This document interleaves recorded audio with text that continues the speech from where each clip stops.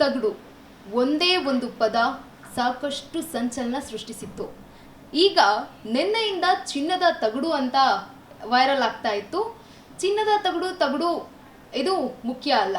ಯಾಕಂತಂದರೆ ಸಹನೆ, ಗೋವಿಗೆ ಇರುವಂತಹ ಸಹನೆ ಇವರಲ್ಲಿತ್ತು. ಅದಕ್ಕೆ ಅವರು ತಮ್ಮ ಕೆಲಸಗಳ ಮೂಲಕ ಕೆಲವೊಂದಷ್ಟು ಉತ್ತರಗಳನ್ನು ಕೊಡ್ತಾ ಇದ್ದಾರೆ. ನಿರ್ಮಾಪಕ ಉಮಾಪತಿ ಶ್ರೀನಿವಾಸ್ ಗೌಡ ಅವ್ರನ್ನ ಮಾತನಾಡಿಸ್ತಾ ಹೋಗೋಣ. ಕೆಲವೊಂದಷ್ಟು ವಿಚಾರಗಳನ್ನು ಹಾಗೆ ಕೆಲವೊಂದಷ್ಟು ಪ್ರಶ್ನೆಗಳಿದ್ದೆ ಅವನ್ನು ಕೂಡ ಕೇಳ್ತಾ ಹೋಗೋಣ.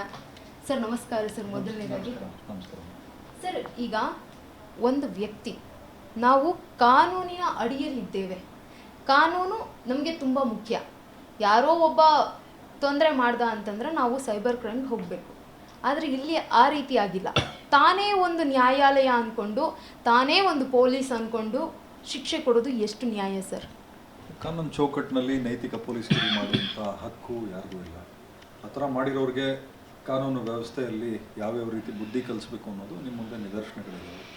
ಆಮೇಲೆ ಇದರ ಉದ್ದೇಶ ಏನು ಅಂದರೆ, ಒಬ್ಬ ದೊಡ್ಡ ವ್ಯಕ್ತಿ ತಪ್ಪು ಮಾಡೋರು ತಪ್ಪೆ, ಚಿಕ್ಕ ವ್ಯಕ್ತಿ ತಪ್ಪು ಮಾಡೋರು ತಪ್ಪೆ, ಯಾರು ಮಾಡೋರು ತಪ್ಪೆ. ಅವ್ರಿಗೆ ಯಾರೇ ತಪ್ಪು ಮಾಡಿದ್ರು ಕೂಡ ಕಾನೂನು ಚೌಕಟ್ಟಿನಲ್ಲಿ ಏನು ಶಿಕ್ಷೆ ಆಗಬೇಕು ಆಗಲೇಬೇಕು. ಸರ್, ನಿರ್ಮಾಪಕರು ಒಬ್ಬ ಲೈಟ್ ಬಾಯಿಂದ ಹಿಡಿದು ದೊಡ್ಡ ಸ್ಟಾರ್ ನಟನವರೆಗೂ ಅನ್ನ ಹಾಕೋರು ಸರ್.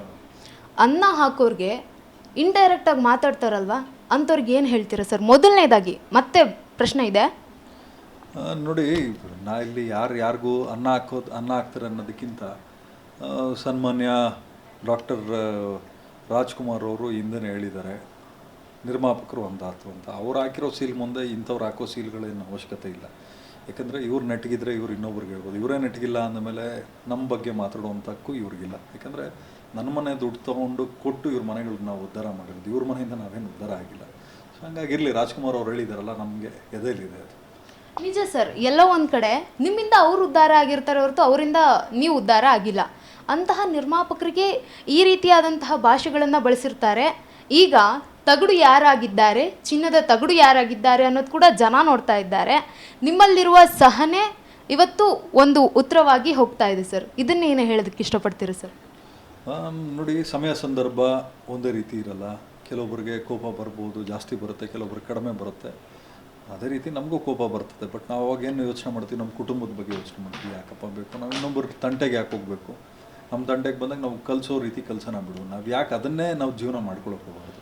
ದಿನನಿತ್ಯ ಆದರೆ ನಾವು ದೇವ್ರ ಕೈ ಮುಗಿಬೇಕಾಗಿರೋದು, ಭಗವಂತ ನಮ್ಮನ್ನು ಚೆನ್ನಾಗಿಡೋಂಗೆ ಮಾಡಪ್ಪ, ನಮ್ಮ ಕುಟುಂಬನ ಚೆನ್ನಾಗಿಡು, ಎಲ್ಲರನ್ನೂ ಚೆನ್ನಾಗಿಡು, ನಮ್ಮಿಂದ ಇನ್ನೊಂದಷ್ಟು ಜನಕ್ಕೆ ಅನುಕೂಲ ಆಗೋ ರೀತಿ ನಮ್ಮನ್ನು ಬದುಕ್ಸಪ್ಪ ಅಂತ ಕೇಳ್ಕೊತೀವಿ ಹೊರತು ನಮ್ಮನ್ನು ಬಲವಾಗಿಡು, ಸಿಕ್ಕಿದವ್ರ ಮೇಲೆಲ್ಲ ಕುಡಿದು ಗಲಾಟೆ ಮಾಡೋಂಗೆ ಮಾಡೋದು ನಾವು ಯಾವತ್ತೂ ಕೇಳ್ಕೊಳ್ಳಲ್ಲ. ಸರ್, ಸಹನೆಗೂ ದ್ವೇಷಕ್ಕೂ ಏನು ವ್ಯತ್ಯಾಸ ಸರ್? ನಮ್ಮ ಸಹನೆ ದ್ವೇಷ ಅನ್ನೋದಕ್ಕಿಂತ ಕೋಪಕ್ಕೂ ದ್ವೇಷಕ್ಕೂ ಅಂತ ಬಂದಾಗ ನೋಡಿ, ಸಹನೆ ಅನ್ನೋದು ಪ್ರತಿಯೊಬ್ಬ ಮನುಷ್ಯನಲ್ಲೂ ಬೇಕಾಗ್ತದೆ. ಇವಾಗ ಸಹನೆ ಅನ್ನೋದು ಕಳ್ಕೊಂಡಾಗ ಈ ಥರ ಅಚಾತುರ್ಯಗಳು ನಡೀತವೆ. ಇದೇ ಭೂಮಿ ತಾಯಿ ಸಹನೆ ಕಳ್ಕೊಂಡ್ರೆ ನಾವೆಲ್ಲ ಬದುಕಿರ್ತೀವ? ಸೊ ಹಾಗೆ ಯಾವುದೋ ಸಣ್ಣ ಪುಟ್ಟದಕ್ಕೆ ಸಹನೆ ಕಳ್ಕೊಂಡು ಇವತ್ತು ಒಂದಿಬ್ಬರನ್ನ ಹೆಣ್ಣುಗಳಾಗಿ ಮಾಡಿ ಮಣ್ಣಿಗೆ ಹಾಕೋದ್ರಲ್ಲ, ಏನು ಉಪಯೋಗ ಸಿಕ್ತು? ಅದೇ ದ್ವೇಷ ಅಂತ ಸಾಧಿಸ್ಕೊಂಡು ಇವರೆಲ್ಲ ಇನ್ನೊಬ್ಬರನ್ನ ಮುಗಿಸೋ ಅಂತಕ್ಕೆ ಹೋದಾಗ ಏನು ಸಾಧಿಸ್ದಂಗೆ ಆಯಿತು ಮೇಡಮ್? ಎಲ್ಲರಿಗೂ ಇರೋದು ಒಂದೇ ಜನ್ಮ, ಇದೊಂದೇ ಅವಕಾಶ ಇರೋದು. ಈ ಅವಕಾಶದಲ್ಲಿ ನಾವು ಯಾವ ರೀತಿ ಇನ್ನೊಬ್ರಿಗೆ ಮಾದರಿಯಾಗಿ ಬದುಕಿ, ಇನ್ನೊಬ್ರಿಗೆ ಮಾದರಿ ಬಿಟ್ಟಾಕಿ ನಾವು ನಮ್ಮ ಮನೆಯವ್ರಿಗೆ ನಾವು ಮಾದರಿ ಆದರೆ ಸಾಕು. ಅದು ಆಗದೆ ಇದ್ದರೆ ಇನ್ನು ಏನಕ್ಕೆ ಇರಬೇಕು? ನನಗಂತೂ ಅರ್ಥ ಆಗ್ತಾ ಇಲ್ಲ.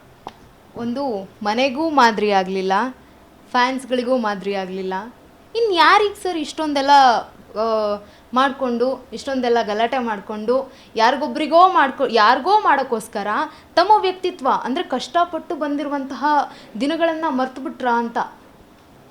ಇವಾಗ ಏನಾಗ್ತದೆ ಅಂದರೆ, ಇವತ್ತಿನ ಕಾಲ್ಗಡದಲ್ಲಿ ಹೊಟ್ಟೆ ಹಶ್ವಿರೋವ್ರಿಗೂ ಒಂಥರ ಇರ್ತದೆ. ಹೊಟ್ಟೆ ಹಶ್ವು ತುಂಬಿದ ಮೇಲೆ ನಿಮ್ಗೇನಾಗ್ತದೆ, ನೀವು ಅಮೃತ ಕೊಟ್ಟರು ಒಂಥರ ಲೆಕ್ಕಕ್ಕಿಲ್ಲದೆ ಇನ್ನಕ್ಕೆ ಆಗ್ತದೆ.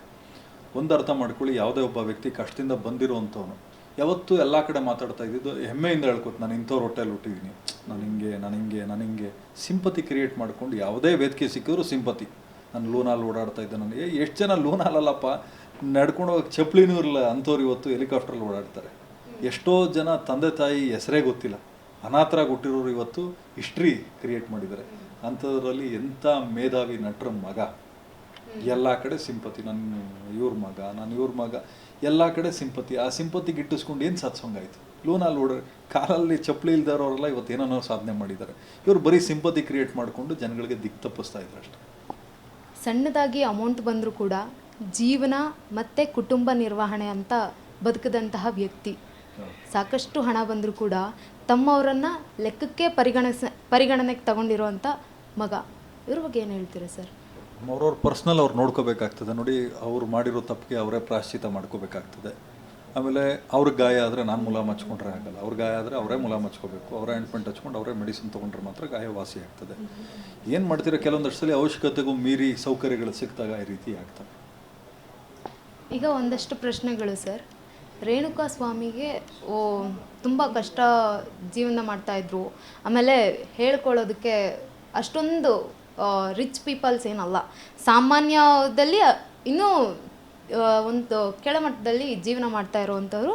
ಹಾಗೆ ತನ್ನದಾಯಿತು ತನ್ನ ಅಂತ ಎಲ್ಲೋ ಒಂದು ಚಿಕ್ಕದಾಗಿ ಪೋಸ್ಟು ಈ ವೈರಲ್ಗೆ ಇಲ್ಲಿ ತನಕ ಬಂದು ಕೊಲೆ ತನಕಕ್ಕೆ ಹೋಯಿತು. ಕೊಲೆ ಮಾಡೋವಂಥ ಅವಶ್ಯಕತೆ ಇತ್ತಾ ಸರ್? ನಮಗಿವಾಗ ಒಂದು ಅರ್ಥ ಮಾಡ್ಕೊಳ್ಳಿ, ಕಮೆಂಟ್ಗಳು ನಿಮಗೂ ಹಾಕಿಲ್ವಾ ನಮಗೂ ಹಾಕಿಲ್ವಾ? ಸಹಿಸ್ಕೊಂಡಿಲ್ವಾ ನಾವು? ಸಹಿಸ್ಕೊಂಡಿದ್ದ ಮೇಲೆ ಅವರು ಸಹಿಸ್ಕೊಂಡಿರ್ಬೇಕಲ್ಲ. ಅವ್ರ ಫ್ಯಾನ್ಸ್ಗಳು ಕಮೆಂಟ್ ಅವರೇ ಸಹಿಸ್ಕೊಳ್ಳೋಕ್ಕಾಗಿಲ್ಲ ಅಂದರೆ ನಾವು ನೀವು ಯಾಕೆ ಸಹಿಸ್ಕೋಬೇಕು? ನೋಡಿ, ಒಂದು ಅರ್ಥ ಮಾಡ್ಕೊಳ್ಳಿ, ಹೇಳೋದು ಸುಲಭ, ನಡ್ಕೊಳ್ಳೋದು ಭಾಳ ಕಷ್ಟ. ಇವತ್ತು ನಾವೆಲ್ಲ ತಾಳ್ಮೆಯಿಂದ ಸಾನೆಯಿಂದ ಕೂತಿದ್ದೀವಿ ಅಂದರೆ ನಮಗೆ ಮಾಡೋ ಕೆಲಸ ಬೇಕಾದಷ್ಟಿದೆ ಅಂತ ಕಂಡ್ಕೊಂಡವ್ರಿಗೆಲ್ಲ ನಾವೆಲ್ಲ ರಿಯಾಕ್ಟ್ ಮಾಡ್ಕೊಂಡು ಕೂತ್ಕೊಳ್ಳೋಕೆ ಹೋಗ್ಬಾರ್ದು. ನಾವೆಲ್ಲ ಬದುಕಬೇಕು, ಬಾಳಬೇಕು, ಏನೋ ಒಂದು ಸಾಧನೆ ಮಾಡಬೇಕು ಅಂತ ಛಲದಲ್ಲಿ ಹುಟ್ಟಿರುವಂಥವ್ರು. ನಾವೇನೋ ಯಾರಿಗೆ ಕುಡಿದು ಯಾರಿಗೇನು ಗಲಾಟೆ ಮಾಡಬೇಕು, ಯಾರಿಗೆ ಫೋನ್ ಮಾಡೋದು, ಧಮಕಿ ಹಾಕಬೇಕು ಅನ್ನೋ ಇದರಲ್ಲಿ ಇರೋ ಅಂಥವ್ರು ಅಲ್ಲ. ಆ ನಿಟ್ಟಿನಲ್ಲಿ ನಾವು ಬದುಕುವಂಥವ್ರು ಅಲ್ಲ.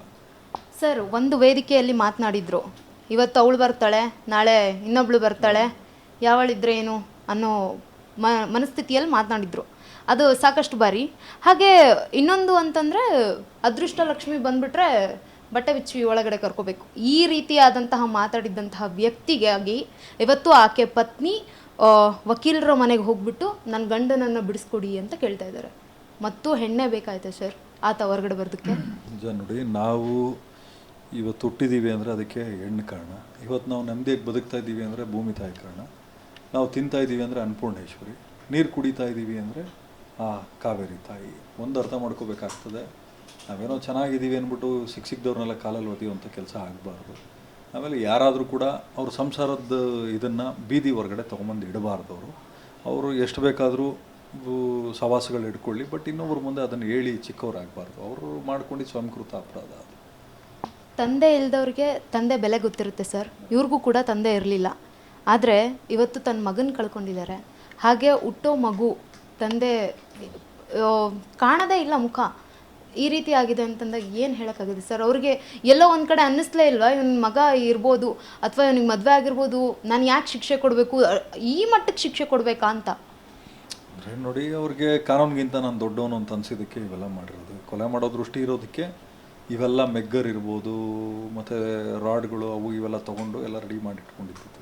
ಅಚಾತುರವಾಗಿ ನಡೆಯುವಂಥದ್ದು ಇದ್ದಿದ್ರೆ ಇದು ಈ ಹಂತಕ್ಕೆ ಇಲ್ಲಿಗೆ ಬೆಂಗಳೂರಿಗೆ ಕರ್ಕೊಂಬಂದು ಬುದ್ಧಿ ಕಲಿಸುವಂಥದ್ದಿಲ್ಲ. ಇವರು ಅಲ್ಲೇ ಹೋಗಬೇಕಾಗಿತ್ತು.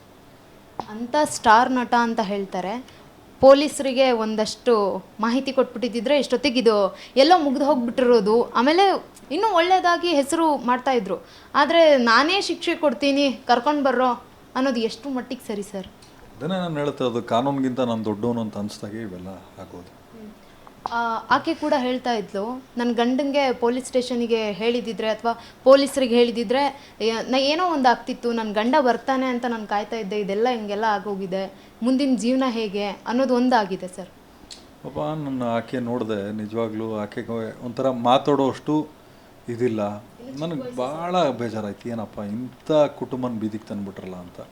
ಭಾಳ ಸ್ವಾಭಿಮಾನದಿಂದ ಜೀವನ ಮಾಡುವಂಥವ್ರು ನೋಡಿ. ಅವ್ರ ಮನೆ ಮೇಲೆ ಸ್ವಾಮೀಜಿಗಳು ಬಂದಾಗ ಅವ್ರಿಗೆ ಒಂದು ಉಳ್ಕೊಳ್ಳೋಕ್ಕೆಲ್ಲ ವ್ಯವಸ್ಥೆ ಮಾಡಿ ಮನೆ ಕಟ್ಟಿದ್ರು ಅಂದರೆ ಅರ್ಥ ಮಾಡ್ಕೊಳ್ಳಿ. ಅವರೇ ಕಷ್ಟದಲ್ಲಿದ್ದರೂ ಕೂಡ ಅಷ್ಟು ಸೇವೆ ಸಲ್ಲಿಸ್ತಾ ಇದ್ರು ಅಂದರೆ ತುಂಬ ಗೌರವಯುತವಾಗಿ ಬದುಕುವಂಥ ಕುಟುಂಬ. ಹೌದು, ಒಂದು ಕಡೆಯಿಂದ ತಪ್ಪಾಗಿತ್ತು, ಬ್ಲಾಕ್ ಮಾಡಿ ಬಿಸಾಕಿದ್ರೆ ಮುಗಿದೋಗಿತ್ತಲ್ಲ. ಏನು ಹೋಗಿ ಸಾಯಿಸ್ಬಿಟ್ಟು ಏನು ಅವಾರ್ಡ್ ಕೊಟ್ರ? ಇವಾಗ ಭಾರತ ರತ್ನ ಕೊಟ್ರ? ಏನು ಕೊಟ್ಟರು? ಏನು ಆಸ್ಕರ್ ಅವಾರ್ಡ ಕೊಟ್ಟರು? ಇದೇ ಆ್ಯಕ್ಟಿಂಗು ಇದೇ ಶ್ರಮ ಸಿನಿಮಾಗಳಿಗೆ ಮಾಡಿಬಿಟ್ರೆ ಪ್ರೊಡ್ಯೂಸರ್ಗಳಿಗೆ ಬದುಕ್ಬಿಡ್ತಾರೆ. ಸರ್, ಈಗ ಒಂದು ಪ್ರಶ್ನೆ. ಅನುಕುಮಾರ್ ಅವರ ಮನೆ ಸ್ಥಿತಿ ಕೂಡ ತುಂಬ ಹೇಳೋಕ್ಕಾಗಲ್ಲ ಸರ್. ಅಂಥ ಮನೆ ಇದೆ. ಹುಚ್ಚು ಅಭಿಮಾನ, ಆ ಹುಚ್ಚು ಅಭಿಮಾನದಿಂದ ಇವತ್ತು ತಂದೆನ ಕಳ್ಕೊಂಡಿದ್ದಾರೆ. ಇದನ್ನೇ ಏನೇ ಹೇಳ್ತೀರಿ ಸರ್? ಅಭಿಮಾನ ಇದ್ದೇ ಇರ್ತದೆ. ತಂದೆ ಮತ್ತೆ ವಾಪಸ್ ಬರಬೇಕಲ್ಲ, ತಂದೆ ಮುಖ ನೋಡೋಕ್ಕಾಗುತ್ತೆ ಅವನಿಗೆ. ಅದಕ್ಕೆ ಇಂಥ ಕೆಲವೊಂದಷ್ಟು ಏನು ಅಂಧ ಅಭಿಮಾನಿಗಳಿಗೆ ನಾನು ಹೇಳೋದಿಷ್ಟೇ, ನಿಮ್ಮ ಕುಟುಂಬನ ಫಸ್ಟ್ ನೋಡ್ಕೊಳ್ಳಿ. ನೀವು ನಿಮ್ಮ ಮನೆ ಗೇಟ್ ಹೊರಗಡೆ ನಿಲ್ಸ್ಕೊಂಡು ಇವರೆಲ್ಲ ಮನೇಲಿ ನೆಮ್ಮದಿಯಾಗಿ ನಿದ್ದೆ ಮಾಡ್ತಾ ಇರ್ತಾರೆ. ಎಷ್ಟೋ ಜನ ಸ್ಟಾರ್ಗಳಿದ್ದಾರೆ, ಅವರೆಲ್ಲ ಅವ್ರ ಫ್ಯಾನ್ಸ್ಗಳಿಗೆ ಯಾವತ್ತೂ ಒಳ್ಳೆ ಮೆಸೇಜ್ಗಳು ಕೊಡ್ತಾರೆ. ಯಾಕೆ ಪುನೀತ್ ಸರ್ ಇರಲಿಲ್ವಾ, ಸುದೀಪ್ ಅವರಿಲ್ವಾ, ಯಶ್ ಅವರಿಲ್ವಾ, ಧ್ರುವ ಸರ್ಜಾ ಇಲ್ವಾ, ಉಪೇಂದ್ರ ಅವರಿಲ್ವಾ, ಶಿವಣ್ಣ ಅವರಿಲ್ವಾ, ಎಷ್ಟು ಜನ ಬೇಕು ನಿಮಗೆ? ಅವರೆಲ್ಲ ನೋಡದೇ ಇರುವಂಥ ಅಭಿಮಾನಿಗಳು ಇವ್ರು ನೋಡಿಬಿಟ್ಟಿದ್ದಾರೆ. ಇವರೆಲ್ಲ ಇವ್ರ ಫ್ಯಾನ್ಸ್ಗಳಿಗೆ ಹಿಂಗೆ ಹೇಳ್ಕೊಡ್ತಾರೆ. ಅವ್ರ ಫ್ಯಾನ್ಸ್ಗಳಿಗೆ ಹೇಳಿದ್ರೆ ಇವ್ನು ಬುದ್ಧಿ ಕಲಿಸ್ರು ಅಂದರೆ ಬಿಡ್ತಾರ? ಅವರು ಬುದ್ಧಿ ಕಲಿಸ್ತಾರಪ್ಪ. ಅವ್ರು ಯಾವತ್ತಾದರೂ ಹೇಳಿದಾರ ತಾಳ್ಮೆಯಿಂದ ಹೋಗ್ರಪ್ಪ, ನಮ್ಗೆ ಯಾಕೆ, ನಿಮ್ಮ ಮನೆ ಫಸ್ಟ್ ನೀವು ಉದ್ಧಾರ ಮಾಡ್ಕೊಳ್ಳಿ ಅಂತಲೇ ಅವ್ರು ಹೇಳೋದು. 13 ಜನ ಇದ್ದಾರೆ ಸರ್, ನನ್ನನ್ನೊಬ್ಬನ ಬಿಟ್ಬಿಡಿ, ನಾನೇನು ಮಾಡಿಲ್ಲ ಅಂತ ಹೇಳ್ತಾ ಇದ್ದಾರಂತೆ. ಇದನ್ನು ಏನು ಹೇಳ್ತೀರಾ ಸರ್? ಏನು ಮಾಡ್ತೀರಾ? 13 ಜನನ ಹೆಂಗೆ ಬೇಕೋ ಹಾಳು ಮಾಡ್ಕೊಳ್ಳಿ, ನನ್ನೊಬ್ಬನ ಬಿಟ್ಬಿಡಿ, ನಾನೊಬ್ಬ ನೆಮ್ಮದಿಯಾಗಿ ಮತ್ತೆ ಸಿನಿಮಾಗಳು ಮಾಡಬೇಕು ಅನ್ನೋದು ಇರ್ತದೆ. ನೋಡಿ, ಅಪರಾಧಿ ಆದರೆ ಬಿಡಬಾರ್ದು, ನಿರಪರಾಧಿ ಆದರೆ ಬಿಡಲಿ ಅಂತ ನಾನು ಹೇಳೋದು ಅಷ್ಟೇ. ಪವಿತ್ರ ಅವ್ರ ಬಗ್ಗೆ ಏನಾದರೂ? ನಮ್ಗೆ ಯಾಕೆ ಮೇಡಮ್, ಅವ್ರವ್ರ ಎಕ್ಸ್ಟರ್ನಲ್ ಇದನ್ನು ನಾವು ಮಾತಾಡೋದು ತಪ್ಪಾಗ್ತದೆ. Thank you sir. ಇದಾಗಿತ್ತು ನಿರ್ಮಾಪಕ ಉಮಾಪತಿ ಶ್ರೀನಿವಾಸ್ ಗೌಡ ಅವರ ಮಾತು.